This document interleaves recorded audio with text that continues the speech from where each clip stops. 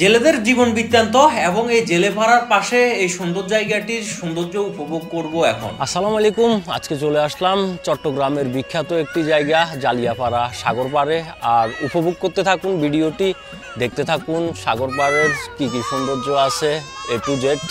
আর এখানে পাবেন অসংখ্য চিপাচাপা বান্ধবীকে নিয়ে ঘোরার জন্য। তাই দেরি না করে সবাই চলে আসুন আর ভিডিওটি উপভোগ করতে থাকুন। চট্টগ্রামের উত্তর কাট্টলিতে অবস্থিত সবচেয়ে সুন্দর এবং জনপ্রিয় জায়গা হচ্ছে জালিয়াপাড়া সাগর পাড়। প্রাকৃতিক সৌন্দর্য এবং তাজা ইলিশ মাছের জন্য এই জায়গাটি চট্টগ্রাম শহরের সকলের কাছে একটি জনপ্রিয় জায়গা। তবে এর সৌন্দর্য তখনই বেশি ফুটে ওঠে যখন ইলিশ মাছের সময় থাকে। যখন ইলিশ মাছ ধরা হয় নদীতে তখন এখানে অসংখ্য মানুষের ভিড় থাকে। এখন এখানে প্রায় মানুষ শূন্য, কারণ আগামী 8 মাস নদীতে বা সমুদ্রে ইলিশ মাছ তেমন একটা পাওয়া যাবে না। যখন নদীতে আপনার মাছ থাকে তখন আমি যে জায়গাটিতে দাঁড়ায় আছি এই জায়গাটিতে আসলে মানুষ এবং ক্রেতার অভাব থাকে না। আর এখন বর্তমানে নদীতে মাছ নাই, অফ সিজন চলতেছে, এখানে কোনো মানুষই নাই, মানুষ শূন্য। আর এখন আমি দেখাবো এই এরিয়ার যে সুন্দরগুলো, এই সুন্দর জায়গাগুলো এবং হচ্ছে গিয়ে এখানকার মানুষের জনজীবন তুলে ধরার চেষ্টা করব।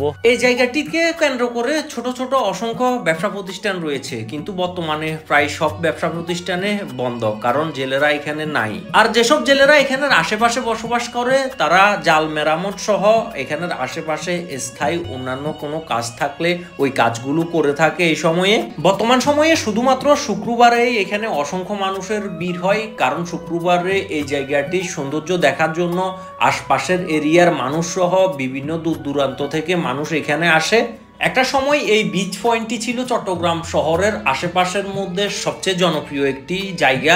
এখানে আসলে জেলেদের জীবন উপভোগের পাশাপাশি প্রাকৃতিক যেই সৌন্দর্য উপভোগ, ওই উপভোগটি মানুষ করতে পারত। আজকে জালিয়াপাড়া সাগর পাড় এসে আসলে খুবই ভালো লাগতেছে। হঠাৎ অনেক বছর পর আপনার এরকম ভালো লাগাটা আমি ফিল করতেছি। আমি প্রায় টাইমে আসা হয় এখানে, কিন্তু এমন ভালো লাগে না। বাট আজকে কেমন জানি পরিবেশটা অনেক সুন্দর, মানুষজন আছে, সব কিছু মিলায় একটা অন্যরকম অনুভূতি পাচ্ছি। এই জায়গায় আসলে আপনি মূলত দুই রকম সৌন্দর্য উপভোগ করতে পারবেন। প্রথম হচ্ছে যখন জোয়ার থাকে তখন এই জায়গার সৌন্দর্য অন্যরকম, আর যখন বাটা থাকে তখন আরেক রকম। তাই চেষ্টা করবেন দুই রকম সৌন্দর্য এখানে উপভোগ করার জন্য, যেটা আপনার ভালো লাগে। এখানে সৌন্দর্য উপভোগের পাশাপাশি পাশে রয়েছে ফুচকার দোকান, চাইলে ফুচকা বা চটপটি খাইতে পারবেন, তবে মান তেমন একটা ভালো না।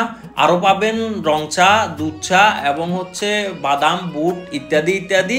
এই পয়েন্টের এরিয়া অনেক বিশাল, এখানে রয়েছে অসংখ্য কেরপা গাছ, আর সবাই এখানের আশেপাশে ঘুরে বেড়ায়, অনেকে খেলাধুলা করে, খেলাধুলার জন্য রয়েছে সুবিশাল জায়গা। আবার অনেকজন এখানে আসে চিপা চাপায় একটু দুষ্টামি করার জন্য, তারা জনবহুল এরিয়ায় থাকে না। এখানে রয়েছে গাছের বিভিন্ন চিপা চাপা, তারা ওসব চিপা চাপায় খোঁজে। যারাই আসেন না কেন এই সুন্দর জায়গাটি উপভোগ করার জন্য, তাদেরকে আমি বলবো সন্ধ্যার পর এই জায়গাটিতে অবস্থান করবেন না, চেষ্টা করবেন সন্ধ্যার আগে আগে এখান থেকে চলে যাওয়ার জন্য, কারণ বর্তমান দেশের পরিস্থিতি তেমন একটা ভালো না, যে কোনো সময় যে কোনো দুর্ঘটনা ঘটতে পারে। ভালো থাকবেন, সুস্থ থাকবেন।